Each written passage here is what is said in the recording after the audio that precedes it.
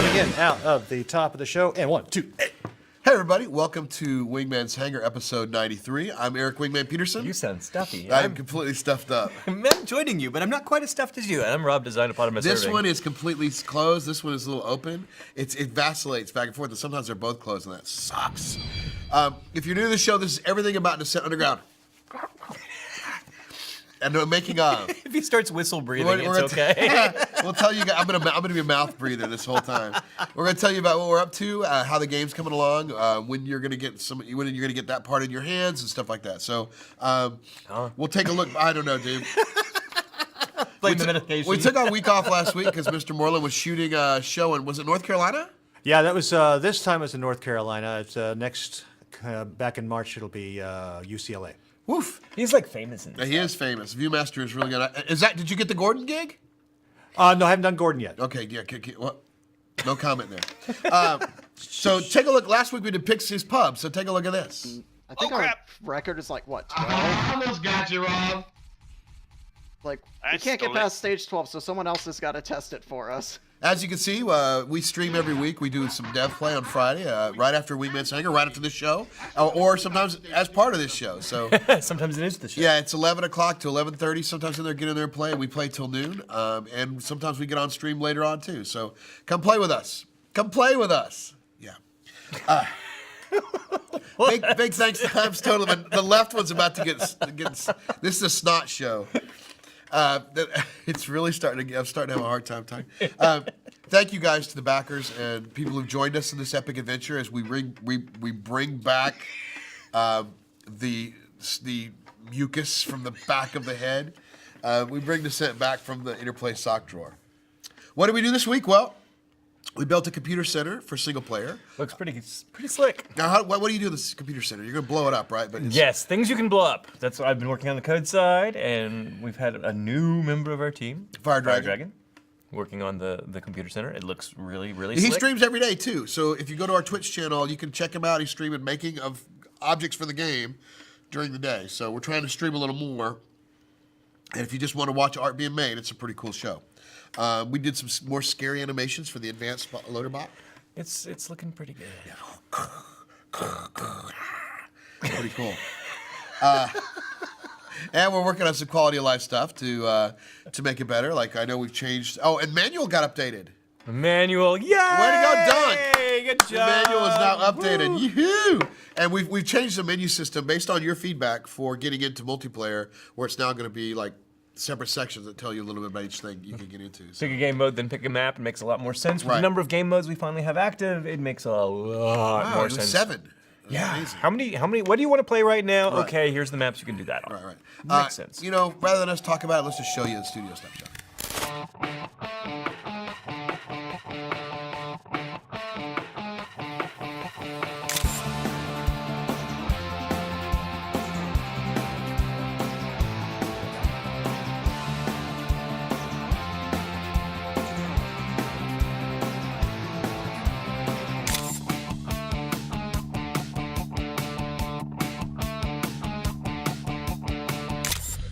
In the world of combat prospecting, there were plenty of specialists.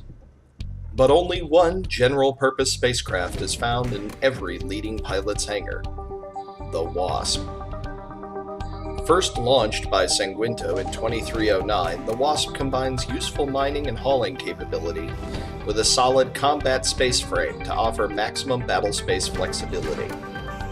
The WASP also mounts a formidable gadget rack, allowing it to deploy twin DMD-49 laser grids, 4 DBV-12 proximity mines, and a DTA-3 automated turret. Sturdy, tactically flexible, and surprisingly affordable, Sanguinto's ADX-7C WASP is a must for every would-be rock jock. The WASP. Order your license today.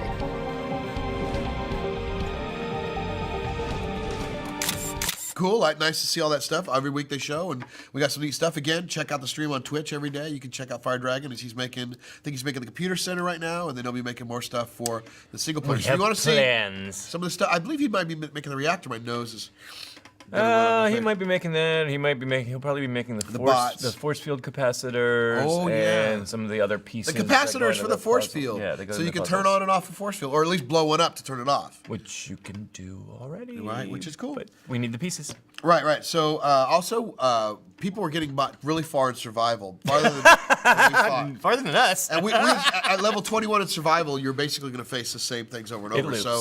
So now, Johnson over here made some changes, and so it's going to get a lot harder for people, isn't it? Oh, it's going to be challenging. Good. We'll see when we get it on the proving grounds. Let's see how these kitties do, and if they're up to the task. Yeah, that's right. Proving grounds, and then to you guys. We're testing UE 4.15. We're going to make a little upgrade to that. 4.15 will help us get onto console if we ever find a bucket of money. If you guys have found a bucket of money, send the bucket of money into us, and we'll be able to make this game. Or half the bucket of money if you need some of the bucket yourself. Yeah. Well, no, they shouldn't be greedy. Just send the bucket to us. Send 2/3 of the bucket of money. Send the entire bucket. The bucket. But make sure the money's in the bucket. Also, we're doing Meet the Drones videos. The very first 3 I think we're doing where the new people come in and they can check and they can select it, and it'll give you a little video update of what each drone does. So it's kind of like, we're starting to put those polishing touches in to make it more of a game. The training mission's getting an overhaul. It is. It's going to be more coherent. More coherent. Actually, we're putting less in. Just exactly not like you. Yeah, I know. We're putting less in it to make it easier to understand, and we'll be creating several of them. And some map pushing to be done on that. It is, and also, and we're doing more single player. Lots of stuff on single player right now. So many single Level 1 is what we're working on, which is what this art piece is for and everything else, and you're doing the coding for. So, let's take a look at this week's Review of the Week.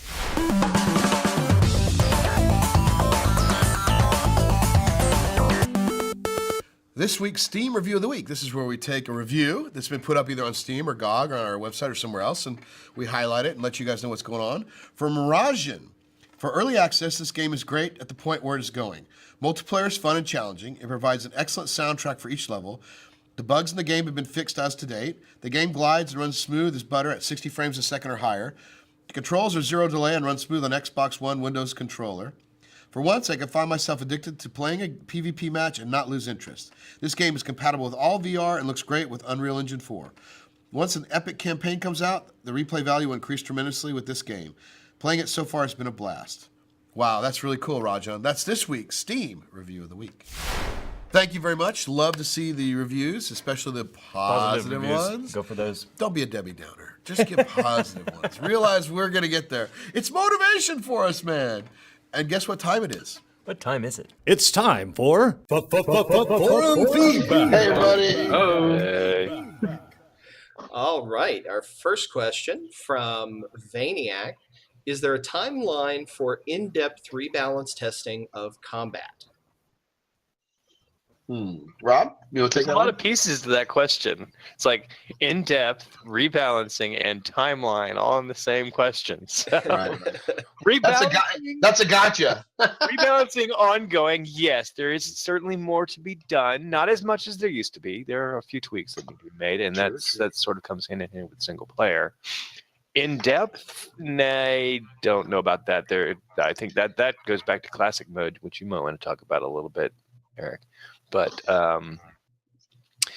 there's no timeline. It's everything is timed in the way of, well, we get done things as we get them done, and then we move on to the next thing. So Right. So we're doing, and right now we want to get to single player mission 1 where we can have the playthrough of that, and then we want to start taking a look at the weapons. I think you'll be happy to know that we're going to speed the lasers up, though.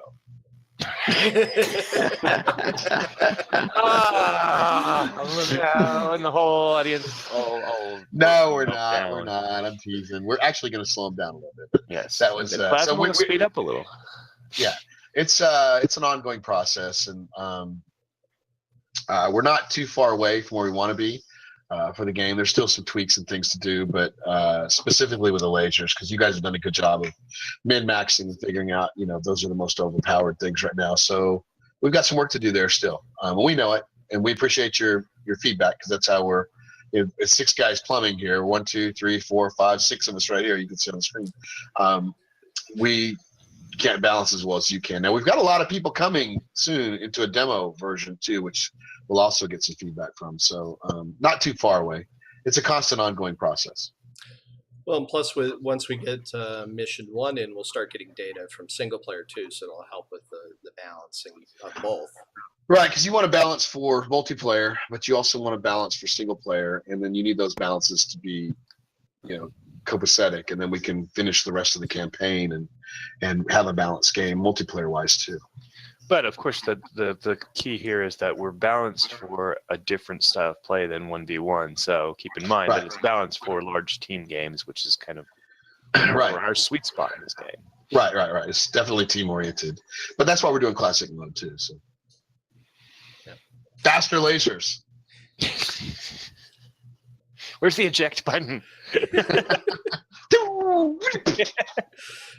Alrighty, moving on to our next question from ChrisseZu. Are there any statistics about the most popular maps and game modes? That would be nice info for map builders and modders to have. We don't not yet. We have that on the plan to start tracking from the API side. Just kind of visually looking, it seems to be Valor is one of the more popular ones. BAM's been very popular too, actually. BAM has been very popular. We do need to start tracking that though. That is one of those things that, and it's not so hard to track. We just need to get some elf time to start doing that. Yeah, that's high on our list though. That there certainly are some heat maps we need to do as far as what things are being used most. Well, those are the easy ones, right? The which ones are being used more often, what game types are being used more often.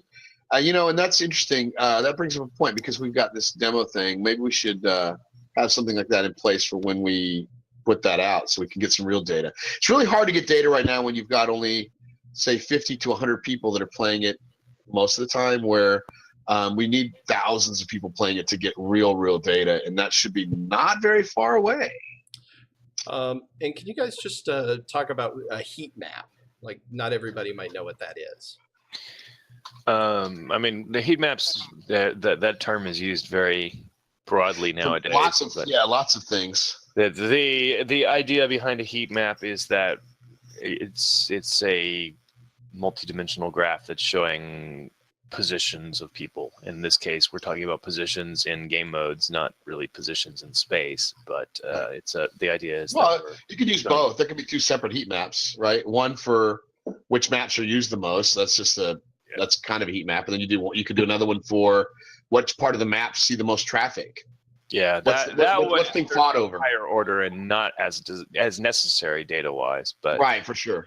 Well, because that's always going to be in corporate war. It's going to be the zones. It's going to be you kind of know where those are. But then you can also notice when we do those heat maps, when we get to that, we can find out what areas the maps are not being used at all, and then you can kind of place things there. You can kind of create reasons to be there, and that's something you do. That's definitely going to be something we do for single player, because single player we want to make sure that we are exploring as much of the map as possible. And if there are areas that aren't being used, well, maybe that's where the cool stuff is. Okay. Thanks, guys. And next question from Jitris, one of our undergrounders. Not a video, I'm sad to say. I guess he was traveling, so he didn't have good internet or something. But anyway, he asks, what happened to Lindsay? Before the wood chipper or after? No, we're still working. We're still right. Bad joke. We still have plans to work with Lindsay. We had a trial run with her for a couple months to see how that went. Whether we got the data we wanted out of her engagement. Like, did the audience grow in the right direction? We need to have more 15 to 30-year-olds playing the game. And so she hit a lot of metrics, and we're reviewing those metrics. And we're like one of about 20 clients of hers. So we've got to find some time to bring her back. But our plans are to bring her back at some point. She did a good job for us. We liked working with her. Now we got to find some time in her schedule and our schedule.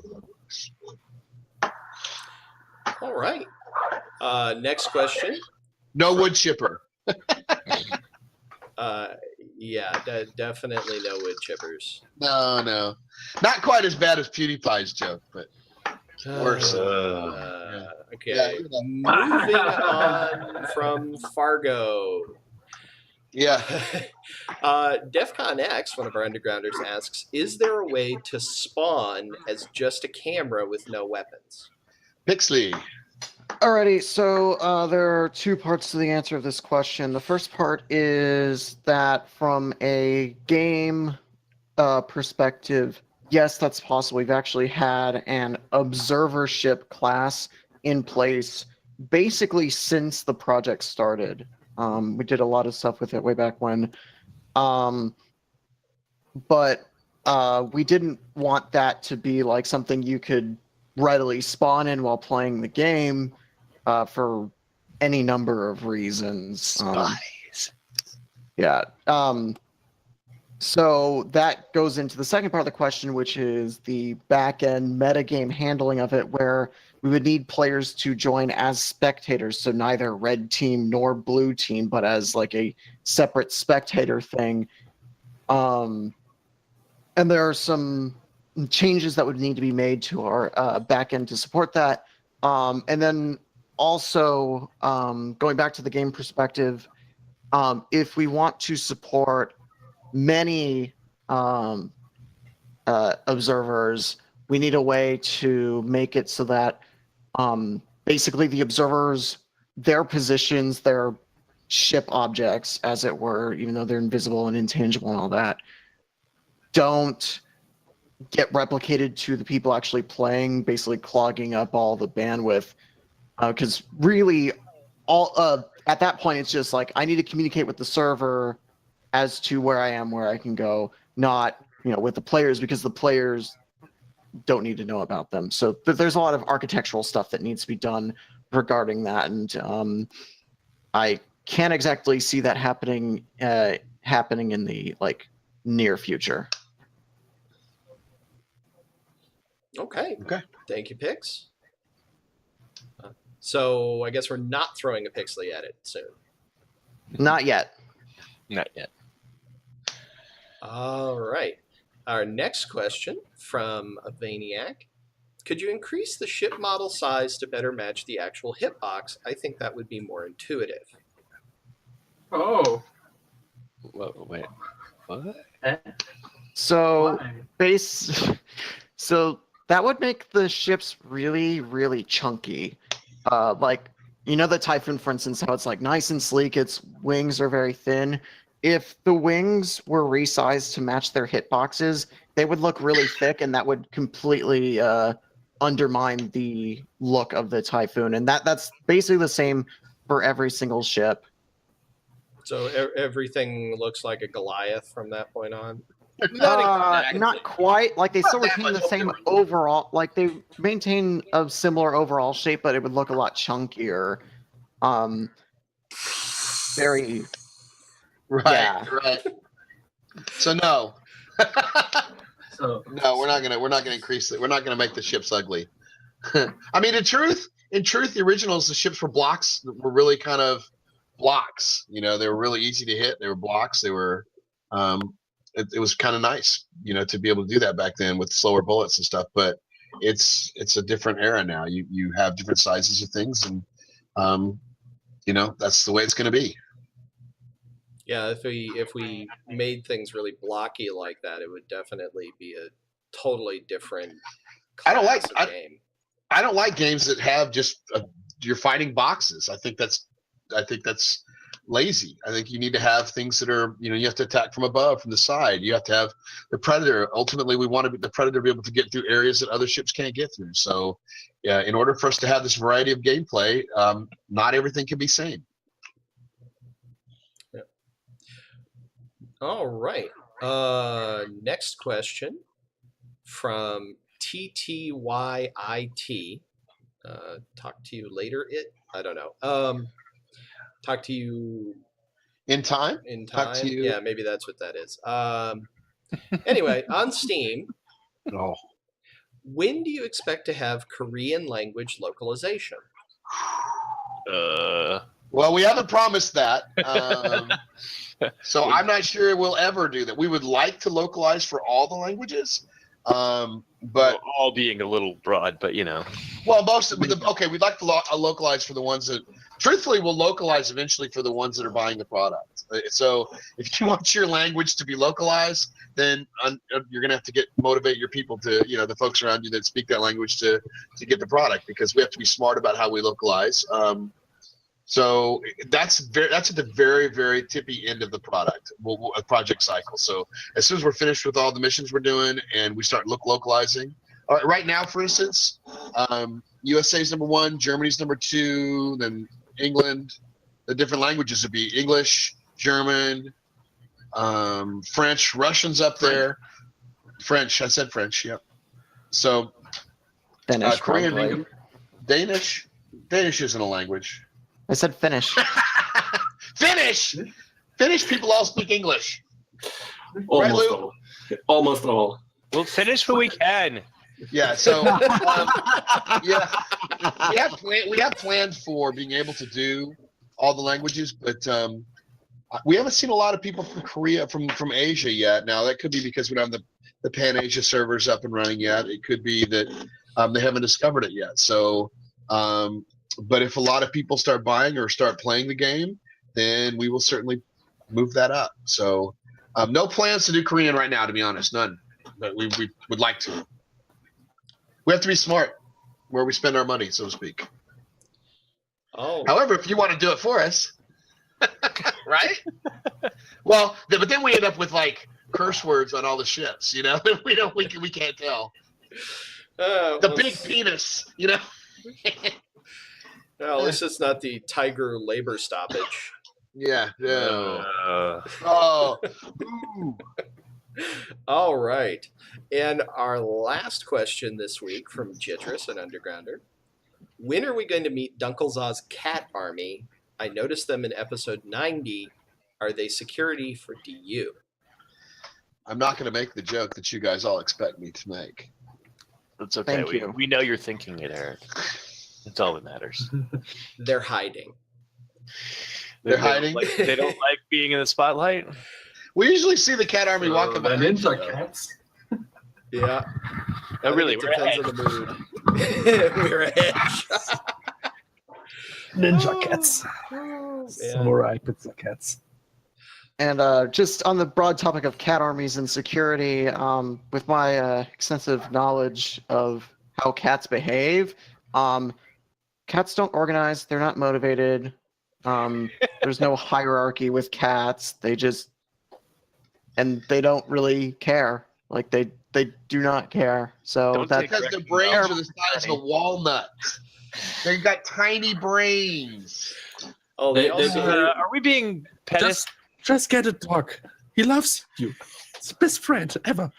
now you're sounding like my girlfriend. This is our pedest sequence in form feedback.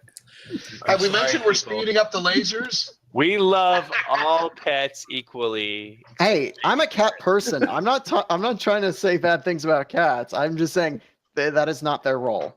No, they're It's like completely. using. They're literally just. They're going to go about their day. Their business is their business. Their security for their food. Yeah, like a dog has to have your appreciation, right? It follows you around, wants to make sure that you're happy. It's doing what it needs to do. A cat's like, yeah, whatever. Is my bowl filled? Can you fill my bowl, please? Cats are about me. Cats are more American, right? It's about me. Dogs are smarter. They're European. They're about we. So Oh, they wee. they do we. So when can we expect a editing cat tool? language localization? Well, right after Korean. And finish. Now we'll do. Look, to be all kidding aside, we would love to do lots of languages, and we have built the game to where we can do that. But again, it's going to, unless we enlist a lot of folks out there from the audience to help us with these things. Localization is one of the things you do at the very last. And Lord knows, my email box is chock full of people willing to localize at a buttload of money, and I'm like, yeah, we're not interested in that. So first of all, you wouldn't localize until we've got. Because I don't think I kind of flippantly answered. You wouldn't localize until you've got all the voices recorded, all the dialogue written, because all that stuff will be localized, all the ships, all the signage on all the walls and all the in the various places. So that's not done yet. So that will be like the very, very last thing to do. We've still got a VFX pass to do, an audio pass. Yes, Maniac, we've got some balance to do on the ship combat. So localization is going to be behind all of that. And Korean localization is frankly going to depend on whether Korea embraces our product. You know, because are there a lot of people? It's going to be a numbers game. Unless you guys want to take it on. Problem. Yeah, 100%. It's neat to hear from Jitris. Welcome back. Welcome back, Jitris. I guess he moved across the Glad country. he's feeling better. I am too. You know what? Just for when Jitris used to send in videos, let's show him what we did. Show the Jitris show.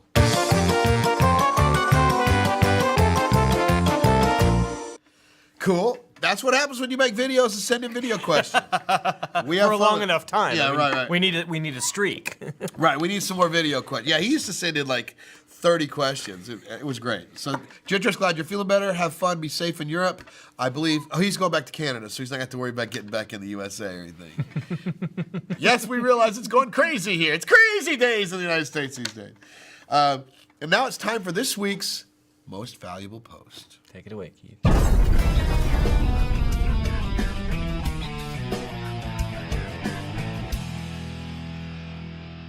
Welcome to Most Valuable Post, where we recognize a member of our community who's made a positive contribution to Descent Underground. This week, we honor somebody who beat 57 stages in our survival game mode and prompted us to go back and review how tough those bots get after the first 20 or so waves. So congratulations, ChrisseZu. You made this week's Most Valuable Post. Oh, and a shout out to Jobode for hitting 65 too. Congratulations, ChrisseZu. That was pretty Well, cool. thanks for beating my levels too much. Yeah, and again, we have beefed them up. They are tougher now. We want to see what happens when we get them on the proving grounds. We want to see them get Incendious in there shoots and- missiles now. Yes, Incendious has his missiles back. Well, he was supposed to shoot missiles. Tyler dumbed him down because he thought it was too hard. It was too hard. Tyler, you are wrong. Yeah. You do not understand these people out there. They are far, far can better handle than it. you can comprehend. And did you guys see the handmade cross-stitch Pyro GX that Yoshimatsu made? We should see it now. Yeah, check it out. Oh, look at that. That's awesome. Very, very cool. So let's take a look at this week's Hot Topic.